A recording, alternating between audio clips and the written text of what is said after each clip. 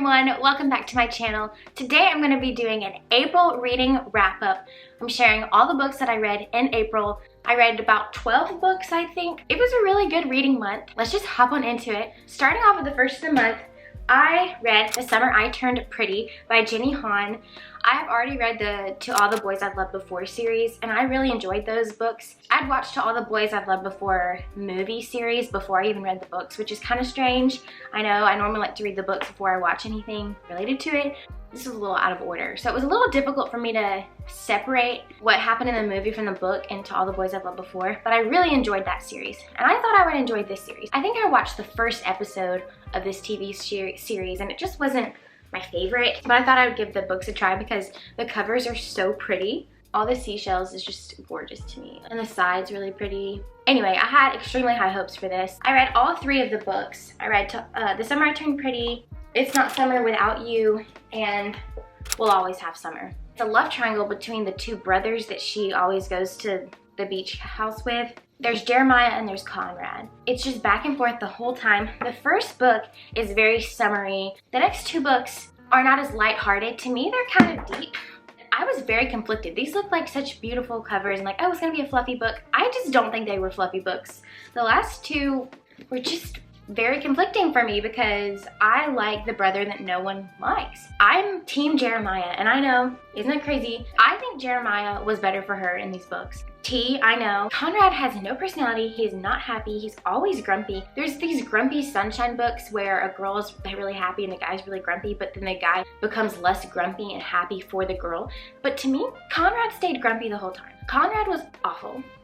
I give all the books a 3 stars. It was okay. To me, it was not as good as To All the Boys I've Loved Before. And I'm Team Jeremiah.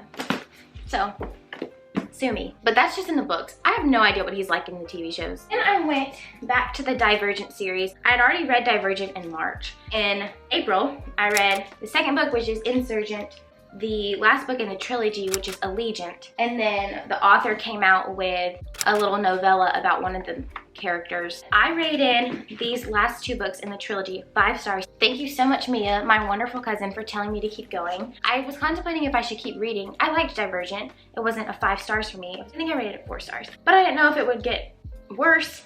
But it didn't. It got better. When you read this book, it really makes you think so hard about the first book because a lot of things in this book change what you think about the first book, if that makes any sense. So if you've met someone who's just read Divergent, they have a completely different view of the Divergent book than someone who has read all 3 of them. Not saying it's bad, but it's completely different. You realize actually what was going on in the first book. Those were the next 2 books, and then like I said, I read the little novella. This is about the character 4, which is the male main character. I really liked this because it really gave good perspective on 4's background. Next book was also from the library. This is The Hotel Nantucket by Ellen Hilderbrand. I've heard really good things about this author. I've heard that she's very beachy. Most of her books are set on the island of Nantucket. And I will say this book gave me such good vibes. Great I hate the word vibes. I don't even know a synonym for it though because it's just what our generation uses. It was a great atmosphere. I loved this setting. I really did feel like I was in a beach town reading this. It was interesting. It's about a lady who's in charge of fixing up this hotel for this really rich man, and they want to get 5 keys, I think 5, from a travel blogger. She has not given out her 5th key yet, like the 5th star. They really are striving to do that, and it goes into each character's lives very deeply. Each worker at the hotel, you get their perspective. And it almost felt like a mystery too because you couldn't figure out who the lady was that was visiting the hotel. There's also a ghost aspect, which I know sounds kind of creepy, but it wasn't. It was actually, I think, a good part of the story because it was like the ghost was seeing things that no one else could see, and so we got a different perspective of a situation. I rated this 4 stars. I will say, for age-appropriate wise, all the other books are fine, age-appropriate wise. I think there's some language in the Summer I Turned Pretty series, 2 out of 5 on a language scale. This one was a little heavier and dealt with a little deeper of topics. I think spice rating would be 2 out of 5. It doesn't go into detail on anything. And language, honestly, it really wasn't that bad. I would say a 2 out of 5 for language. I really enjoyed it. I want to read more of her books, especially in the summertime because it's very beachy. Oh my goodness, this book, I can't.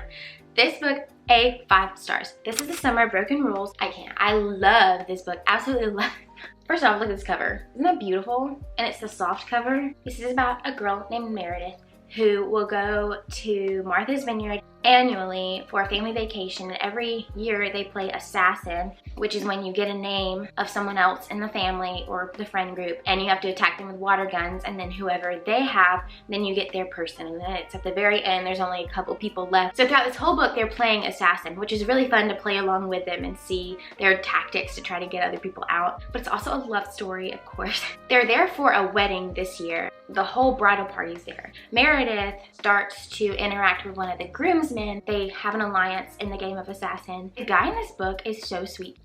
My heart. I love this book. 5 stars. I will say for language, it's probably a 3 out of 5. If you've been introduced to every word in the book, I think you're fine. But it's strong language, so I would not recommend this for younger people at all. I would also say 16 and up for this. Romance scale, I don't know, 2 out of 5, 3 out of 5. It's really not bad at all. Oh my goodness, this book is so good. I even made an Instagram reel for it, like the aesthetic of the book. It just makes me want to go to Martha's Vineyard. It's so good. It's such a great summer book, and we're getting into summer. Highly recommend this book. Okay, the next book I read was Once Upon a Broken Heart. This is by Stephanie Garber. She wrote the Caraval series. I read the first book, which is Caraval, and it was okay. I just couldn't get into the fantasy world very well. Most people say to read the Caraval trilogy before this. I don't think you have to. This is a special edition cover. I think the normal cover is black.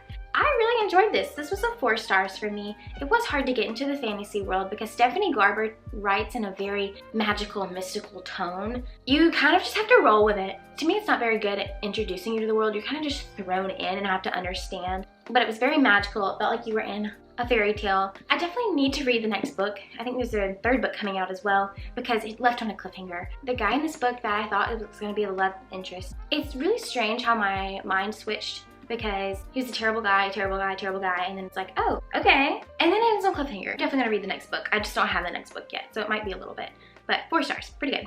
Okay, then I actually made a reading blog on this. This is Then She Was Gone. This is a psychological thriller about a lady whose daughter goes missing. 10 years later, she sees a man and his daughter looks a lot like her daughter who went missing. There's a tangle of secrets, a tangle of lies. I really enjoyed making a reading blog on this, so I would highly recommend you watching it if you want to, because it was so fun to just talk about my thoughts. I give this a 3.5 stars because it wasn't quite 4 star, like yes, I definitely would recommend. 3.5 stars, which means yes, I would recommend. It makes you think, and it kind of makes you want to go like this to the characters because you're like, why aren't you seeing these kind of things? The next book I read was How to Love Your Neighbor by Sophie Sullivan. I've heard that this was just a cute, fluffy romance book. It is.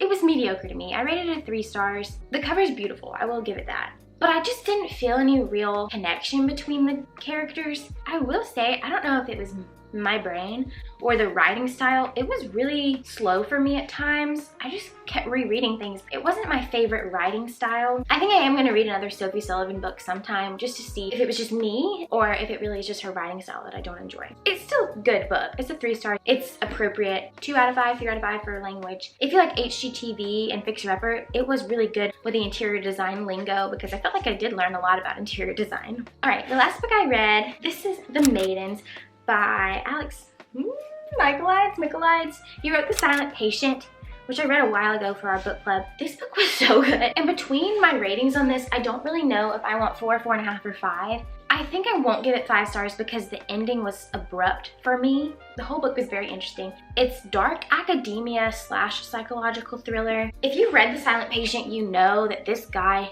throws in major plot twists. So the whole book, I was just kind of riding along thinking, okay, what's the plot twist gonna be? What's the plot twist gonna be? And when the plot twist came, I was like, oh, okay. That didn't get me as much as The Silent Patient got me, but I like this better than The Silent Patient because of how it was written. To me, this was more fast-paced than The Silent Patient. In The Silent Patient, the character was just stuck in one facility for most of the book, and it made me feel stuck. But this book, they travel around, they talk to a lot of people. There have been some murders on the college campus, and a lady named Mariana has a niece there, and her niece is really upset over one of the murders because it was her friend that was murdered. She goes there and tries to help her niece, and then while she's there, she thinks she can figure out who did it. There was some Greek mythology in here, which I don't understand Greek mythology. You don't have to be able to understand Greek mythology to read this. If you did understand it, it might give you that deeper level of appreciating it for what it's for. I would highly recommend. Wow, it feels like some of these books I read forever ago.